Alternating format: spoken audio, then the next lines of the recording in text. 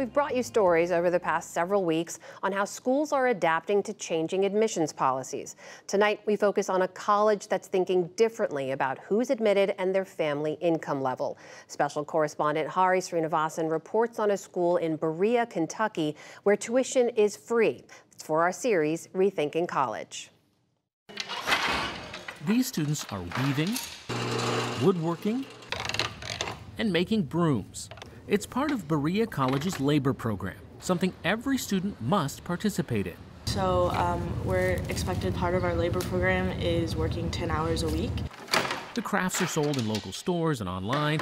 Each student works throughout their 4 years at the college. Every office on campus, every department on campus has student employment there. Brittany Ash and Collis Robinson run the labor program. It's the work, it's the learning, and it's the service. And it's when you combine those things together that we get the unique program that we have at Berea. Students receive a small salary, which typically goes toward room and board. No fancy dorms here. So, how does your football team do? We don't have a football team. How about the stadium for your basketball players? We don't have a stadium. That's President Cheryl Nixon. What they do have is free laptops for every incoming student and medical and dental care on campus after a small initial fee. And most importantly, free tuition. Cheryl Nixon says while Berea is unique, it should not be. I think that more innovative, creative thinking is what higher ed needs right now, when people are really questioning what's the return on investment in higher ed. And I think, again, Berea, just because of a very innovative founding vision, we've been working on this model for over 165 years and have come up with pieces that come together that allow us to say we can take students that can't afford college and we can fund it for them. The roots of free tuition and the labor program go back to Berea's inception. An abolitionist minister founded it in 1855 to give all people in the Appalachian area opportunities to educate male and female students, black and white, all together.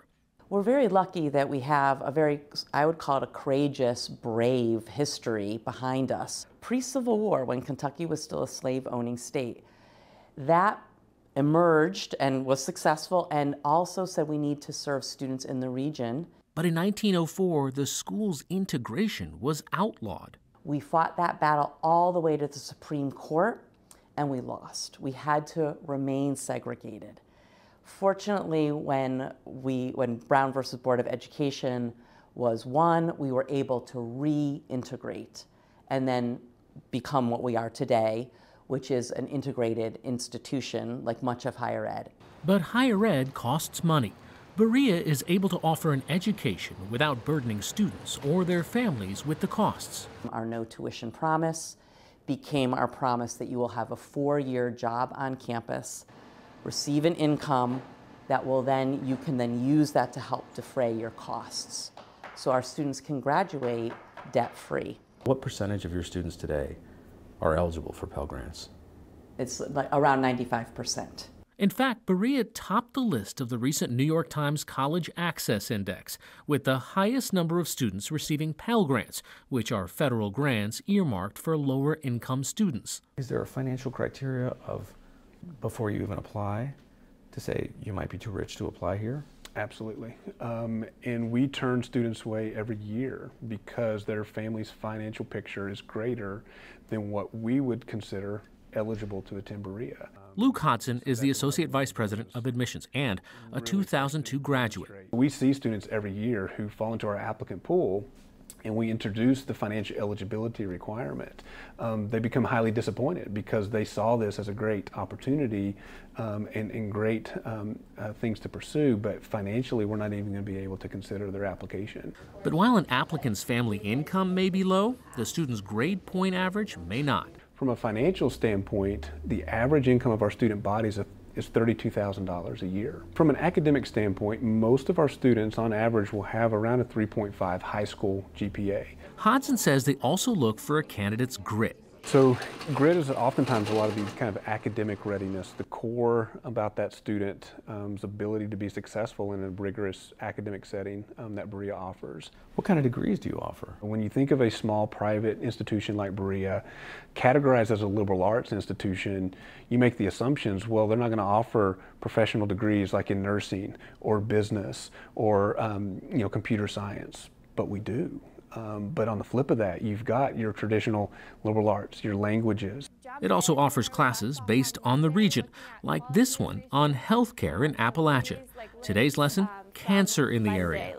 So I'll give you guys, set a timer for 5 minutes, talk to your group members. Tennessee native Patience Martin just graduated from Berea and fulfilled her dream of going overseas. I studied abroad in Costa Rica of summer of 2022. She's the first person to graduate high school in her family, and her horizons are wider now. I'm interested in public policy analysis. If she'd had to pay tuition, she says, grad school would have been unlikely. I'm not sure what that would have looked like. It would have been loans on top of loans. A critical component of Berea's model is giving back to the area. Although students do come from all over, 67% are from Appalachia.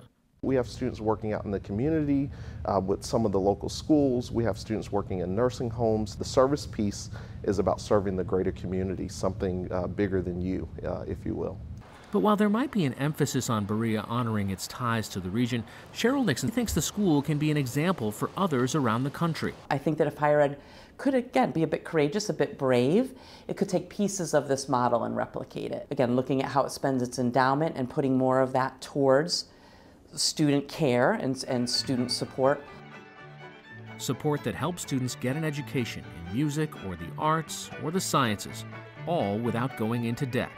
For the PBS NewsHour, I'm Hari Srinivasan in Berea, Kentucky.